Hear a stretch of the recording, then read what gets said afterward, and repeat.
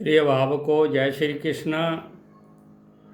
देखिए, आज मैं ये बताने जा रहा हूँ कि पैतृक संपत्ति किसको मिलती है और माता द्वारा संपत्ति किसको मिलती है, इसकी जानकारी मैं दे रहा हूँ।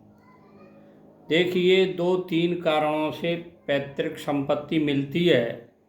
उनमें से कोई एक कारण भी होगा तो पैतृक संपत्ति उसको प्राप्त होगी। जिसके हाथ में मणिबंध पर यहाँ तारा बना हुआ हो, ये तारा और ये त्रिभुज और क्रॉस का निशान, इसमें से कोई एक निशान होगा, उसको पैतृक संपत्ति या मातृ संपत्ति प्राप्त होगी। दूसरा, ये मस्तिष्क रेखा के, ये मस्तिष्क रेखा है, इसके समांतर एक और मस्तिष्क रेखा होगी।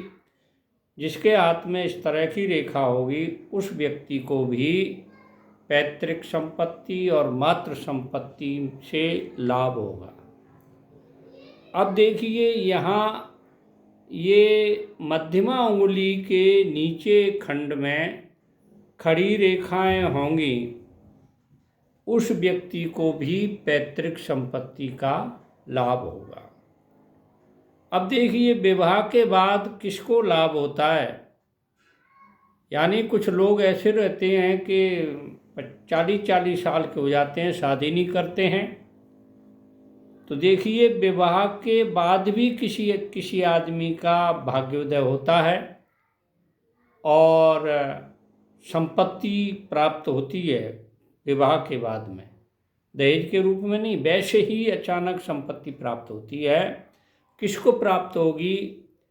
ये तर्जनी उंगली के नीचे क्रॉस का निशान और यहाँ गुरु पर्वत बोलते हैं इसको, कोई तारे का निशान हो, उस व्यक्ति को विवाह के बाद में द्रव्य लाभ प्राप्त होता है। अब दूसरा देखिए, और भी मैं बता रहा हूँ, अचानक संक्षिप्त द्रव्य लाभ किसको होता है? अचानक मतलब अकस्मात थोड़ा धन आपको प्राप्त हो जाए, तो किस किस को होता है?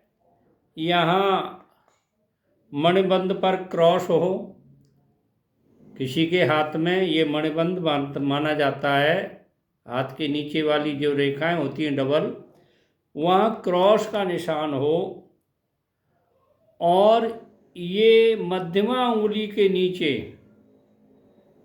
गोल सफ़ेद आकृति हो, गोल हो, सफ़ेद हो, और यहाँ मस्तिष्क रेखा के शुरू में यहाँ भी गोल आकृति हो, सफ़ेद, उस व्यक्ति को, और इस भाग्य रेखा में से एक रेखा निकल कर के यहाँ सूर्य पर्वत तक जाती है, तो ऐसे व्यक्ति को अचानक संपत्ति का लाभ प्राप्त होता है। यानी इनमें से मैंने 3 बताई, एक यहाँ ये रेखा, एक यहाँ गोल और एक यहाँ एक मणिबंध। इनमें से अगर कोई एक भी निशान होगा, उस व्यक्ति को संपत्ति का अचानक लाभ होगा। अब देखिए दूसरा, बुढ़ापे में किस आदमी को द्रव्य लाभ होता है? देखिए, कुछ लोगों को बुढ़ापे में भी द्रव्य लाभ होता है। तो यहाँ भाग्य रेखा में से एक रेखा निकलकर ये मंगल पर्वत तक जाती है।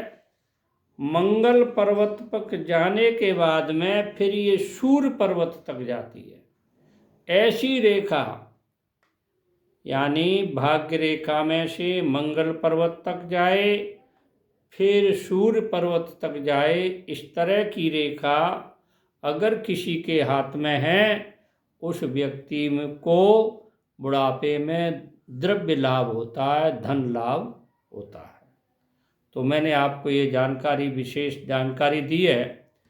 तो जो समझदार व्यक्ति हैं, जिनको समझ में आ रही है, वो मेरे चैनल को सब्सक्राइब करें, लाइक करें, शेयर करें, ताकि मैं आपको इस तरह की खोज कर करके ग्रंथों से आपको ये जानकारी देने में मुझे भी थोड़ा उत्साह है। जय श्री कृष्ण।